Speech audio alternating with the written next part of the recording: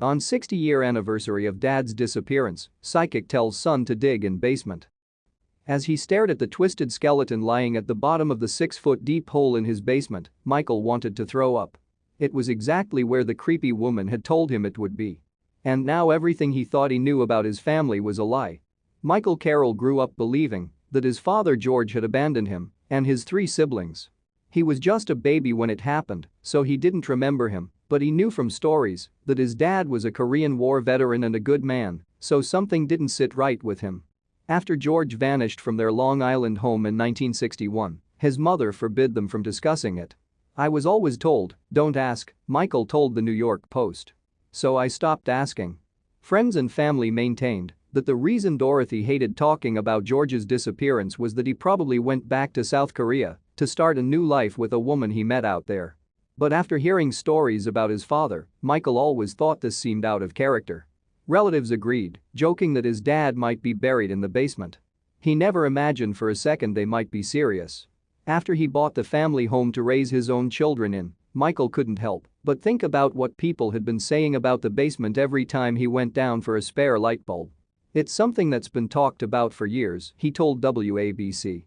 "We heard multiple stories. But Michael's mom had remarried since then. It was unlikely a body would have gone unnoticed during all the years his stepfather, Richard Darras, had moved into the house soon after George disappeared. Richard Darras was Dorothy's second husband. They had met while he worked as a handyman on the family home just before George vanished. After he and Dorothy divorced, Darras became a long-distance truck driver and reportedly moved to Nuevo Laredo, Mexico. Unable to get his father's mysterious disappearance off his mind, Michael planned a trip to Mexico to question Darras. But the very day before Michael was due to leave, Darras suddenly passed away.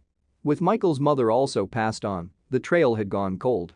There was no evidence, no suspects. Dorothy didn't even report George as missing when it happened, so there was no police report to look at either. But just when Michael thought his hunt for the truth was over, his son received a very strange phone call that sent chills down his spine. On the other end of the line was a paranormal investigator who told Michael's son that she'd had a strange vision and felt compelled to contact him. Michael had heard from charlatans like her before who preyed on the victims of tragedy to make a quick buck. But when his son mentioned an energy in the basement, Michael grabbed the phone.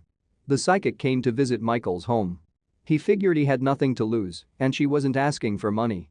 But she was a strange lady, not too old, but with eyes that looked like they'd witnessed enough horror to last a lifetime. As they walked down the basement stairs, the woman seemed to be on high alert. Eventually, she stopped dead in the middle of the room and pointed to the ground. "The energy, it's coming from right here," she whispered. Michael didn't want to destroy the basement of the house he grew up in on the say-so of a crazy woman. But curiosity got the better of him, and he invested in a ground-penetrating radar. Surprisingly, the device detected something 6 feet below the concrete. It took years for Michael and his sons to get down deep enough. Then, on Halloween night, Michael was frozen stiff by what he discovered. "They were twisted in a knot, weird looking," Michael said. "It was down and twisted in the dirt, not totally exposed either." Investigators were able to confirm that Michael had found his father's remains through dental records and DNA testing. And what's more, they also determined that George had suffered blunt force trauma to the back of the head. Michael's father had been murdered. "I took a chance. And now there's so many open ends here," said Michael. "There's a story behind the story behind the story." Following Michael's determined pursuit of justice, George's disappearance was reopened as a homicide investigation, but Suffolk County Police have refused to comment on any potential suspects. Meanwhile, the family focused on George's military background. The Carroll family buried their Korean War hero father's remains, paying tribute to his service to the country with full military honors. While there are still several unanswered questions surrounding his death, Michael does feel a sense of closure.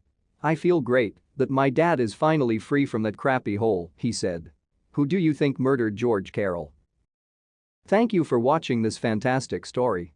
Please tap one of the 2 videos on your screen for another amazing wonder stories.